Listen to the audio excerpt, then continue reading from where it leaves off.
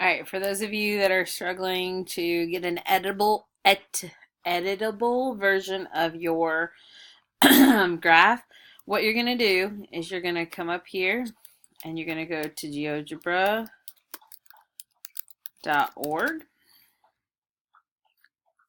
When you get here, instead of going to your login screen, which you might think, oh, I need to come over here and click this, what you're probably seeing is something that looks like this, where you can't edit it, right?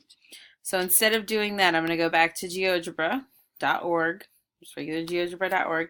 I'm going to hit Start Graphing. And under Start Graphing, I'm going to click my main menu.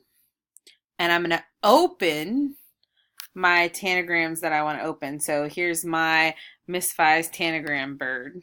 Okay, so I'm going to edit, click on it, and then click Edit. And now when it opens, take just a second here. Now when it opens, you can see you have all those features, your tools, and your calculator on the left side.